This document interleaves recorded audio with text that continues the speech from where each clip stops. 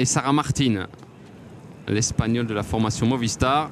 Et la première à avoir réussi à se détacher du peloton. On a assisté, Ludivine, dans les premiers kilomètres, à une lutte uniquement pour les points. Et on voit que là, il y a une lutte pour prendre l'échappée, avec notamment Julie Van de Velde, côté belge, ici en tête de peloton. Oui, c'est le moment d'essayer de sortir hein. Entre les côtes de l'Amstel et les côtes de Liège, on a une petite pause entre guillemets, mais quand on regarde le profil, ça fait quand même beaucoup monter et descendre, même plus monter que descendre. Mais c'est un bon moment choisi pour que l'échappée puisse sortir et essayer de prendre de l'avance. Mais ici, Sarah Martin, elle est toute seule. Ça va être compliqué. Ce serait bien qu'elle reçoive un peu du renfort de derrière. Tomasi, qu'on avait vu attaquer aussi, qui pointe à 50 secondes, donc c'est pas un grand danger, c'est pas une des grimpeuses qu'on attend non plus pour jouer la victoire en fin de tour, et donc elle arrive à prendre quelques mètres d'avance. 65 km de l'arrivée donc.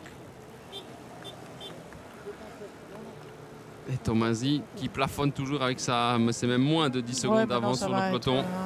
Je pense que dans la descente vers Pastère, avec l'approche du sprint aussi, on va commencer à frotter un petit peu devant, à accélérer pour préparer ce sprint. Donc ça va être assez vite la fin de l'échappée de Tomasi. Oh, une chute ici. Avec deux coureuses impliquées. Je fais la Kern. Chloé Daiger, je pense. J'ai pas vu les chaussures roses. Qui était surprise ou de sa bonne perf, contente de sa bonne perf hier parce qu'elle n'avait pas des bonnes sensations. C'est de là que venait la surprise un petit peu, parce que normalement ce genre de chrono court doit lui convenir, mais malheureusement pour elle, elle n'avait pas les meilleures jambes. Et on a attendu directement. Non, c'est Nive Bradbury avec Chloé Daiger. Elles sont à deux, mais effectivement la première à repartir c'était Daiger, je pense. Expérimenté. Et on est sorti du peloton. On va revenir sur Sarah Martin. On est sorti du peloton avec une coureuse de chez Phoenix de Koenig. Mais là, ici, c'est compliqué de la. C'est Roya Kersen, ça qui sort. Avec Nick Fisher Black. Oui. Ah, ça pourrait. Et Gekir, je pense, juste derrière. Ah, c'est peut-être pour les points aussi. Pour Gekir, en tout cas. Et je ne vois pas de Sylvia Persico, même si on est encore à 500 mètres du sommet. Ah, là, il y a un maillot. Non, c'est Carlène Swinkel, ça. Ouais. Persico est un petit peu plus derrière, je pense. Et Sarah Martin a été reprise donc à 500 mètres du sommet. Il faut s'accrocher maintenant pour basculer avec les meilleurs. Et on augmente sans doute un petit peu le tempo aussi. Vollering très très bien positionné aux avant-postes. On a vu Niwadoma se replacer directement. Ce serait bien de voir si Evita Music peut remonter ou pas. Castellane est là aussi, du côté chez Phoenix de Koenig, à côté de Justine Gekir. Et Castellane qui sort. Qui va. Et Gekir qui va essayer d'y aller aussi.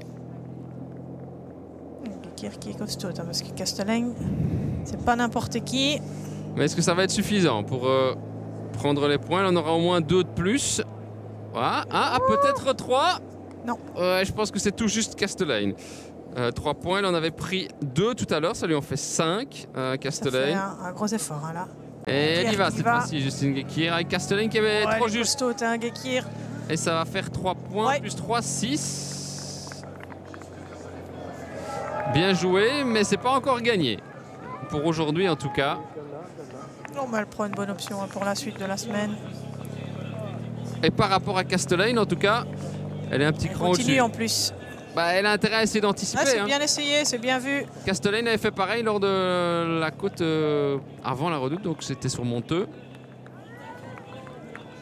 Il faut y aller, Justine. Il y a quand même encore un petit bout de chemin avant d'aller chercher la Roche au Faucon. Chute du Dossard 57. Cécilie Utrup-Ludwig, attention, ça c'est quand même une candidate au top 10. Elle est là. Elle est là, ouais. Directement elle est attendue. Et c'est les virages aussi où on est peut-être un petit peu poussé par l'extérieur vers l'extérieur par une vague dans le peloton. C'est ce que je vous disais, c'est parfois plus facile de descendre seul que dans un peloton où on doit. On va vous remontrer l'image, mais on verra pas grand-chose si ce n'est qu'elle est arrêtée sur le côté. Ouais. Il aura manqué 400 mètres. Justine. Et Niwadoma qui va. C'est Niwadoma qui accélère vraiment.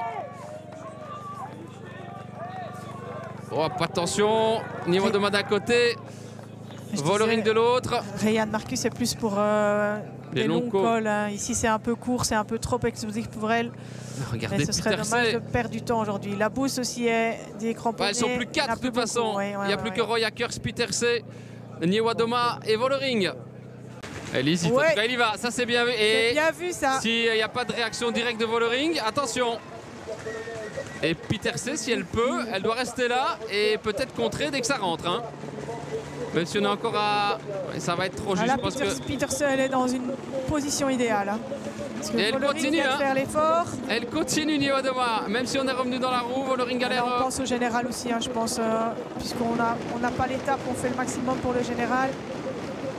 Elle est prête à lancer Pieterse en troisième position. Il y en a qu'une qui n'est pas en danseuse. Et elle va anticiper, enfermer Vollering. Vollering va essayer de prendre la roue, mais elle a perdu une demi-roue justement. Et on va assister, je pense, à la victoire de Pieterse. Non, Vollering a mieux géré son effort. Photo finish, je pense que c'est Pieterse quand même. Aussi, ouais, je pense aussi. Quatrième victoire néerlandaise en 4 jours.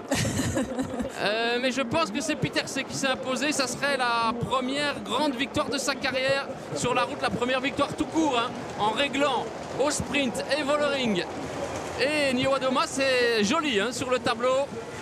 On sprint pour les places d'honneur. La 4e place avec Kim Le Corte et Noémie Rugg. Avec Talita De Jong qui va faire un top 6 pour l'auto Destiny.